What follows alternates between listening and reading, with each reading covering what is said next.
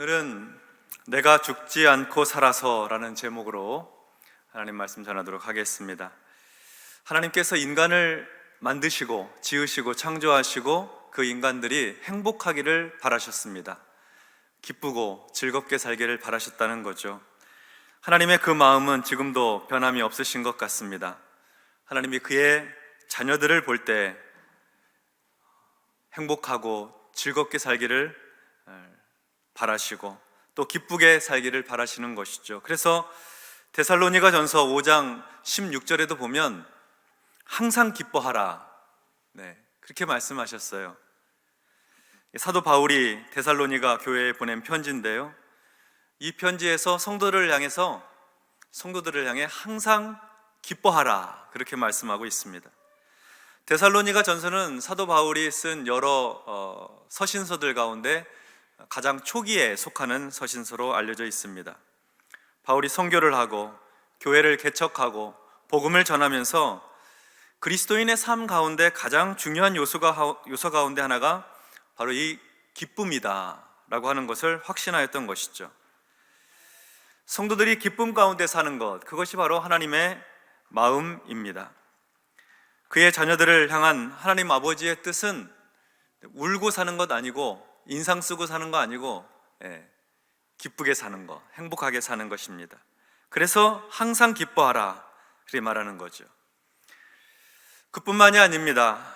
바울은 감옥에서도 기뻐하라고 권면한 적이 있습니다. 빌립보서 4장 4절의 말씀인데요, 이 말씀 같이 합독합니다. 주 안에서 항상 기뻐하라. 내가 다시 말하노니 기뻐하라. 아멘. 빌립보 교인들에게 주 안에서 항상 기뻐하라고, 데살로니가 교인들에게 보낸 편지처럼 다시 말하지만 기뻐하라고 그렇게 말하고 있어요. 바울이 형편 좋을 때 기뻐하라고 한 게 아닙니다. 교회 개척이 아주 잘 되고 선교가 왕성하고 그럴 때 기뻐하라고 권면한 것이 아니라 감옥에 갇혀 있을 때, 수감 생활을 하고 잘 못 먹고 매맞고 그런 감옥에 갇혀 있을 그때에 빌립보 교회를 향해, 성도들을 향해 권면하고 당부한 말이 주 안에서 항상 기뻐하라는 거예요. 다시 한번 말하지만 기뻐하라 하는 말입니다.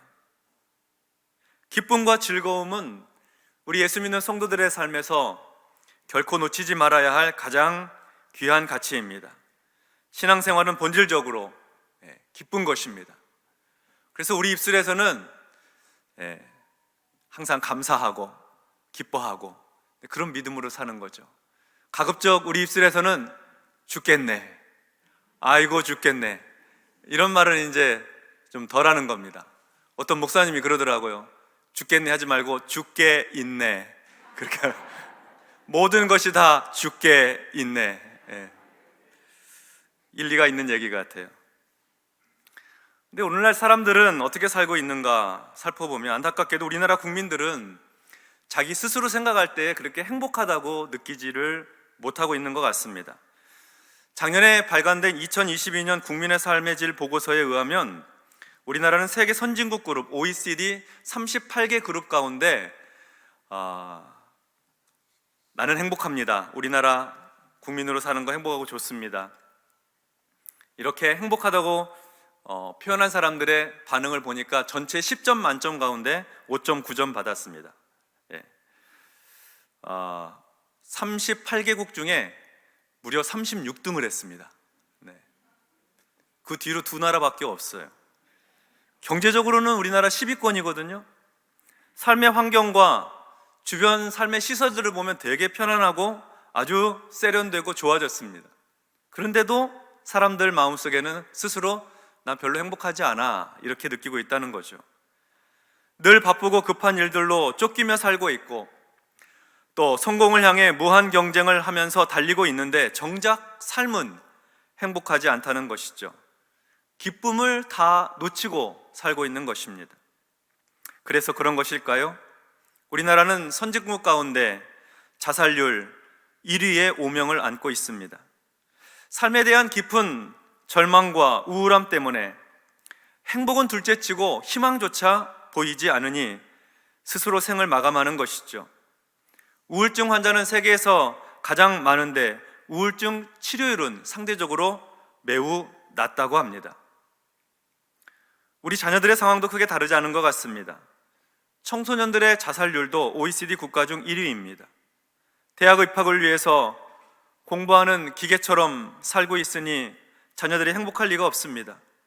친구는 없고 모두가 다 경쟁자입니다. 마음껏 뛰놀고 미래의 희망을 이야기하고 꿈을 말해야 될 아이들이 모두 학교와 학원에서 대부분의 시간을 보내다가 한밤중에 또는 새벽녘에 집에 와서 잠깐 눈 붙이고 다시 학교로 갑니다. 우리는 한번 생각해 봐야 됩니다. 잘 살기 위해서, 성공하기 위해서 열심히 달려가고 있는데 과연 지금 우리는 행복한 삶을 살고 있는지, 사도 바울이 권면하는 것처럼 기뻐하고 항상 기뻐하고 그렇게 즐겁게 인생을 살고 있는지 돌아보아야 합니다. 다시 말씀드리지만 하나님은 그의 자녀들이 고통 가운데 낙심하고 절망하며 사는 것을 원하지 않으세요. 하나님은 그의 백성들이 항상 기뻐하고 또 기뻐하며 주 안에서 즐겁게 살기를 원하시는 것입니다. 오늘 우리가 함께 읽은 시편 118편의 시인은 항상 기뻐하며 살려고 하는 신앙인이었습니다. 물론 그에게도 어려움이 없는 것은 아니었습니다. 그에게도 삶의 위기가 있고 그리고 고통이 있었습니다. 시편 118편 5절 상반절에 보니까 내가 고통 중에 여호와께 부르짖었더니 라고 말씀하고 있습니다. 시인은 고통 중에 처하여 있었습니다. 아픔이 있고 어려움이 있었다는 말이죠. 어쩌면 그것이 시인의 삶의 위기 때문에 생겨난 고통일 수도 있겠습니다. 그는 그저 마음 편안한 환경이 아니라 고통스러운 과정 가운데 살고 있었습니다. 시편 118편 7절 하반절에도 보면 그러므로 나를 미워하는 자들에게 보응하시는 것을 내가 보리로다 라고 말하면서 지금 자기 주변에는 자기를 미워하는 자들이 많이 있다는 것을 보여주고 있습니다. 시인은 아마 그 대적들 때문에 고통을 받고 있는지도 모르겠네요. 사람들과의 관계에서 함께 지내는 그 사람들 안에서 서로 미워하고 그리고 시기하고 적대적이면 그럼 마음이 편할 리가 없죠. 행복할 수가 없는 것입니다. 미워하는 사람들 때문에 시인의 마음이 힘들었겠습니다. 시인의 어려움은 또 있습니다. 시편 118편 10절로 13절에 보면 조금 더 구체적으로 나와 있는데요. 문 나라가 나를 애워쌌으니 내가 여호와의 이름으로 그들을 끊으리로다. 그들이 나를 애워싸고 애워쌌으니 내가 여호와의 이름으로 그들을 끊으리로다. 그들이 벌들처럼 나를 애워쌌으나 가시덤불에 불같이 타 없어졌나니 내가 여호와의 이름으로 그들을 끊으리로다. 너는 나를 밀쳐 넘어뜨리려 하였으나 여호와께서는 나를 도우셨도다. 시인에게 고통을 가져다 주고 또 시인을 미워하는 사람들의 정체가 이것입니다. 시인을 둘러싸고 또 둘러싸고 포위하고 공격해오는 사람들입니다. 문나라가 시인을 애워쌌습니다. 그들이 시인을 겹겹이 애워싸고 또 애워쌌습니다. 원수들은 벌들처럼 시인을 애워싸서 공격해옵니다. 시인을 밀쳐 넘어뜨리려고 합니다. 자기 혼자인데 주변에서 자기를 죽이려고 하는 것이죠. 위기지요. 절망적인 상황입니다. 시인은 이렇게 자신을 절망과 낙심으로 밀어넣고 있는 위기 속에서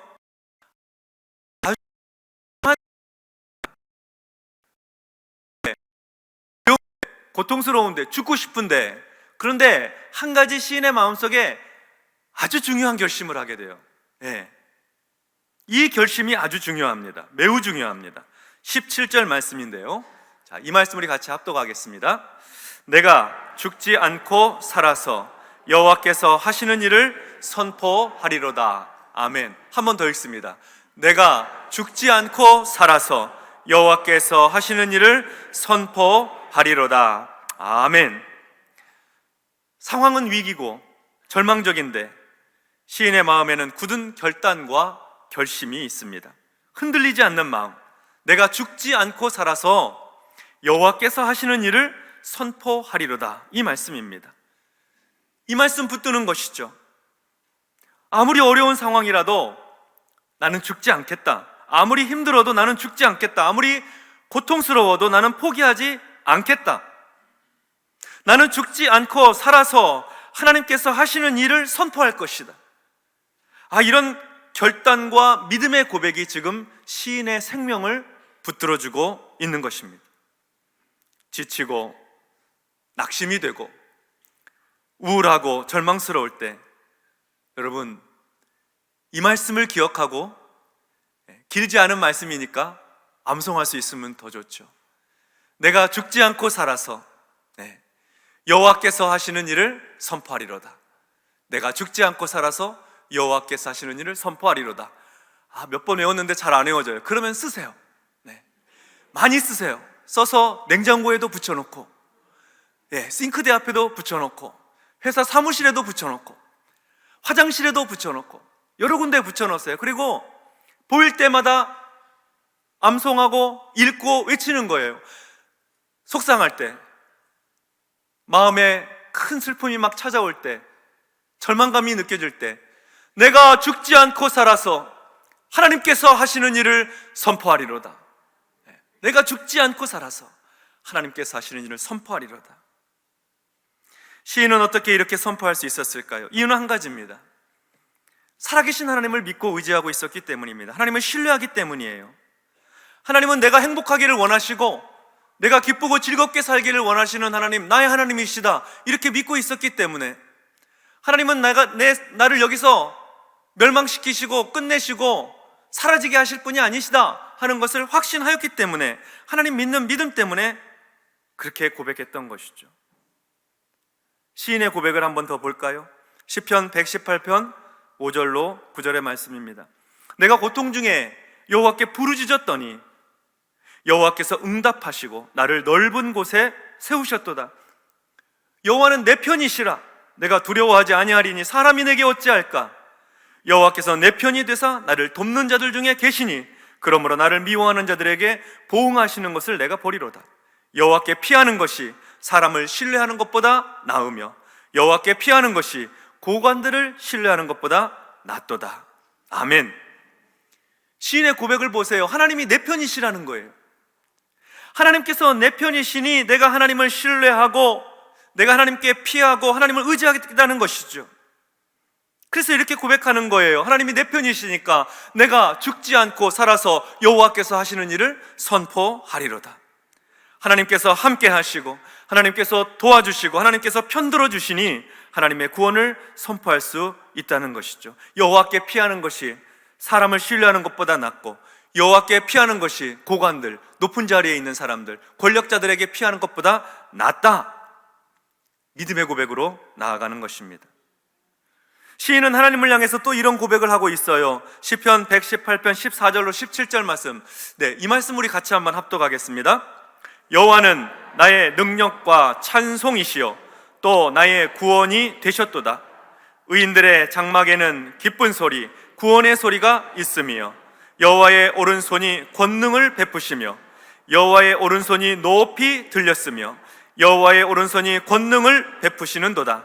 내가 죽지 않고 살아서 하나님께서 하시는 일을 선포하리로다. 아멘. 시인은 하나님을 향해서 나의 능력과 찬송이 되시고 나의 구원이 되신다고 고백하고 있습니다. 그래서 하나님으로 인하여서 이제 드디어 기쁜 소리, 즐거운 소리, 구원의 소리를 나게 하겠다는 것이죠. 하나님께서 그의 능력의 오른손으로 나를 붙들고 계시는데 그 오른손은 어떤 손이냐? 하나님의 오른손에 권능이 있고 능력이 있어서 시인들을 원수들의 손에서 건져내신다는 것입니다. 여호와의 손이 권능을 베푸시며 여호와의 오른손이 높이 들렸으며 여호와의 오른손이 권능을 베푸시는도다. 그래서 시인을 원수들의 손에서 하나님이 건져주시고 이 위기의 시간들을 지나가게 하시고 마침내 다시 회복하도록 마음의 기쁨과 은혜를 베풀어 주시는 것이죠. 그래서 시인은 하나님 앞에서 내가 죽지 않고 살아서 여호와의 하시는 일을, 하나님께서 하시는 일을 선포하겠다고 하는 것입니다. 자, 이제 한편으로는 시인은 자신의 삶을 또 돌아보게 돼요. 고난의 시간, 어려움의 시간들을 겪으면서 내가 혹시 하나님 앞에 범죄한 일은 없는지 돌아봅니다. 그러면서 이런 고백을 해요. 118편 18절에서 여호와께서 나를 심히 경책하셔서도 죽음에는 넘기지 아니하셨도다. 자기 스스로 생각하기에 이 고난과 어려움, 나는 의로운데, 나는 깨끗한데, 나는 아무 잘못 없는데 무고하게 겪는 어려움이 아니라 내가 하나님 앞에 잘못한 일이 있구나, 범죄함이 있구나 하는 그런 자기를 돌아보는 기회로 삼았다는 것이죠. 그러면서 고백하는 것, 그래도 하나님은 나를 멸망시키지 아니하시고 나를 죽이지 아니하시고 나를 끝내지 아니하시고 내게 은혜를 베풀어 주시고 구원해 주셨다는 것이죠. 죄에 대한 징계는 있을지 몰라도 하나님은 살리시는 분, 구원하시는 하나님이시라는 고백입니다. 그래서 시인도 하나님의 은혜로 어려운 고난의 시간을 넘어서서 구원에 이르게 된 것입니다. 그래서 하나님의 은총을 생각하고 다시 선포하는 말씀, 내가 죽지 않고 살아서 하나님께서 하시는 일을 선포하리로다 하는 것이죠. 시편 118편 22절과 23절 말씀입니다. 건축자가 버린 돌이 집 모퉁이의 머릿돌이 되었나니 이는 여호와께서 행하신 것이요 우리 눈에 기이한 바로다. 우리 눈에 기이한 바로다. 사람들은 버렸지만 하나님은 다시 회복시키셔서 존귀하게 만들어 주신다는 거죠. 건축자가 버린 돌들이 있습니다. 쓸데없는 것 같이 느껴져서 거추장스러워서 버렸습니다. 그런데 하나님께서는 그 버려진 돌로 집 모퉁이의 머릿돌이 되게 하셨다 하는 겁니다. 머릿돌이 되게 하셔서 그 건축을 완성하시는 거죠. 튼튼하게 하시는 거죠. 그것이 우리 눈에 볼 때 참 기이한 일이라는 거예요. 사도행전 4장 11절과 12절에서 사도는 하나님의 복음을 전할 때 이 말씀을 인용합니다. 이 예수는 너희 건축자들의 버린 돌로서 집 모퉁이의 머릿돌이 되었느니라. 다른 이로서는 구원을 받을 수 없나니 천하 사람 중에 구원받을 만한 다른 이름을 우리에게 주신 일이 없음이라 하였더라.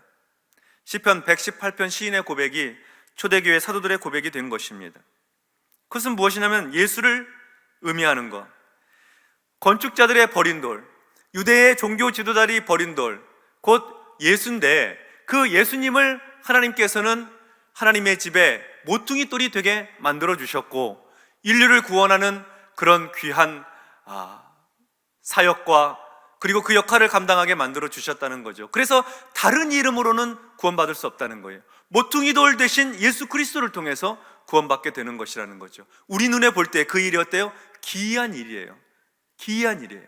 하나님께서 그의 아들을 보내셔서 유대인들은 버렸는데 하나님께서 그를 귀히 여기셔서 죽은 자 가운데 부활시킴으로 주와 그리스도가 되게 하시고 하나님의 집에 구원의 역사를 이루게 하시고 그 집에 모퉁이 돌이 되게 만들어 주셨다는 거죠. 십자가에 못 박히신 예수 그리스도를 통해 죄사함을 받고 구원을 받게 되었으니 우리 눈에 기이한 일, 놀라운 일이라는 것입니다. 우리가 잘 아는 음악가 중에 핸델이라고 하는 음악가 있습니다. 핸델은 아주 대단한 음악가였습니다. 핸델의 아버지는 본래 핸델이 법학을 공부하기를 원했는데요. 그렇지만 핸델은 일찍이 음악에 끌렸고 음악에 아주 탁월한 재능을 보였습니다. 이미 17살 때 고향에 있는 대성당에 있는 오르간 연주자가 되었습니다. 여기도 우리가 쓰는 전자 오르간이 있는데요. 복잡하더라고요. 막 위층 아래층도 있고요. 손으로만 하는 게 아니에요. 발로도 눌러야 되고 그 사이에 음색도 또 바꾸고. 그런데 파이프 오르간은 얼마나 더 복잡하겠어요. 17살 때 이미 오르간 연주자가 되었어요. 1년 뒤에 18살에는 함부르크에 있는 카이젤 오페라 하우스에서 바이올린으로 또 하프로 연주를 하는 사람, 연주가가 되어 있었어요. 불과 18살에 말이죠. 21살에는 타악기의 대가가 되었습니다. 북을 치고 심벌질을 하고 하는. 그는 또한 작곡으로도 아주 유명했는데 이런 연주를 하다가 그 뒤에는 이제 작곡을 하기 시작해요. 즉시 명성을 얻게 되었고 후에는 영국의 왕 조지 1세를 배출한 하노버 가문의 악장으로 지명이 되었습니다. 핸델이 독일에서 영국에 갔을 때에 그의 명성은 날이 갈수록 높아졌고 그의 나이 40살이 되었을 때 그는 세계적으로 유명한 음악가가 되어 있었습니다. 40살에 이미 세계 최고의 수준의 음악가가 되어 있었던 것이죠.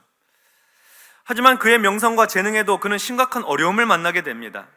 라이벌인 영국 작곡가들과의 경쟁이 아주 치열했고, 또 변덕스러운 청중들은 핸델의 연주회에 나오지 않기도 하였습니다. 정치적 변화에 따라서 빈번하게 희생자가 되기도 하였습니다. 여러 번 돈 한 푼 없이 지내기도 했고, 파산 직전에 몰리기도 하였습니다.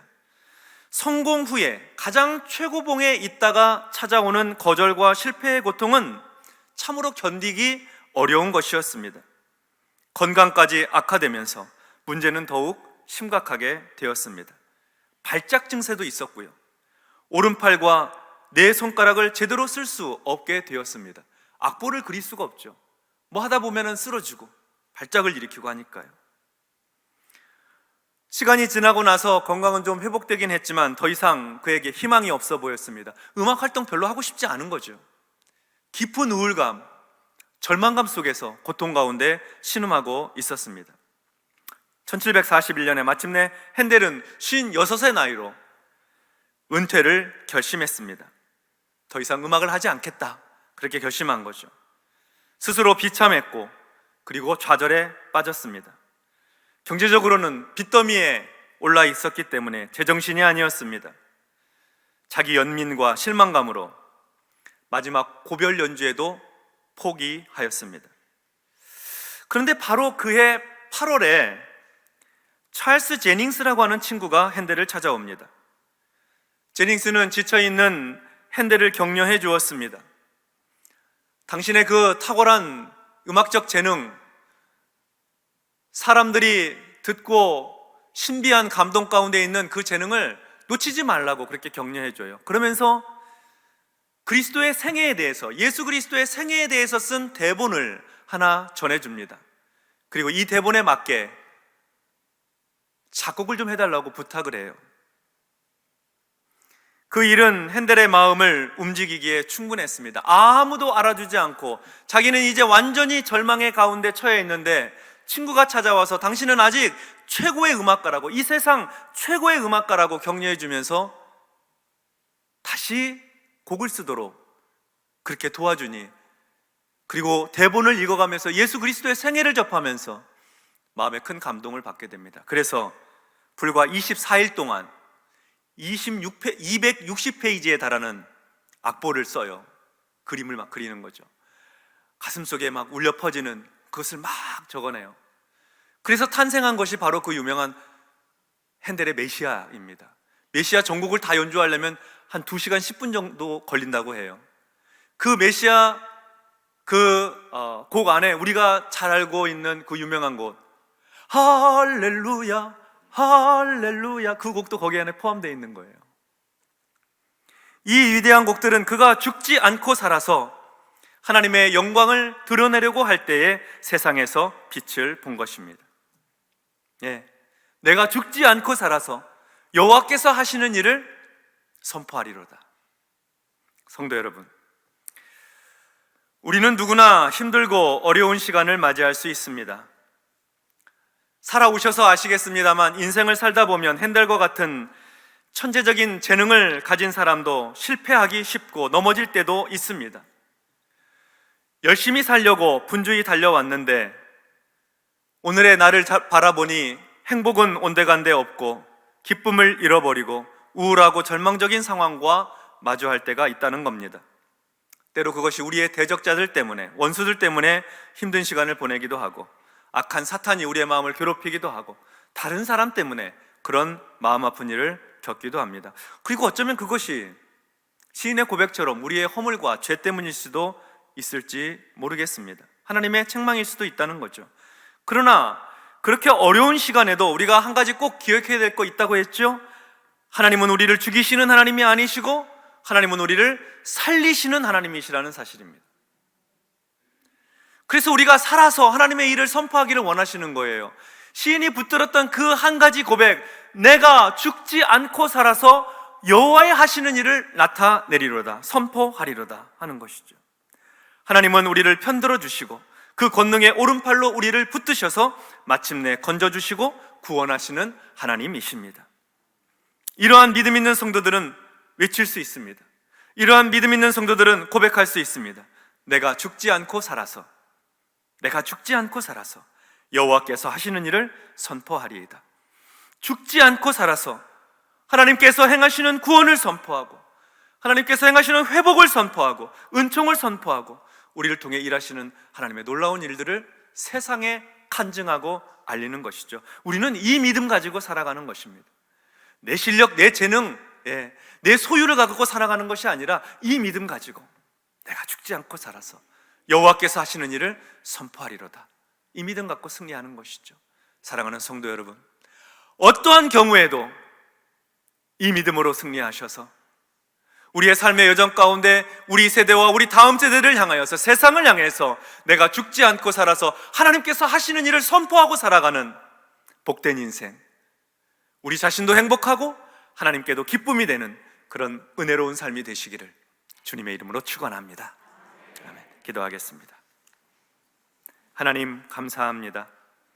지치고 고단하고 연약한 성도들을 주님께서 붙들어 주시고, 내 인생 무엇인가 허무함 가운데, 절망 가운데 살고 있는 이들을 긍휼히 여겨주시며, 깊은 우울감과 불안의 증세로 두려움 속에 사는 이들에게 주님, 오늘 찾아가서 말씀해 주셔서 나는 네 편이다, 나는 네가 죽지 않고 살아서 내가 하는 일을 나타내기를 원한다 말씀해 주심으로 절망의 구덩이에서 나오게 하시고 기쁜 웅덩이와 수렁에서 건져주시는 하나님의 은혜를 경험하게 하여 주시옵소서. 예수님의 이름으로 기도하옵나이다. 아멘.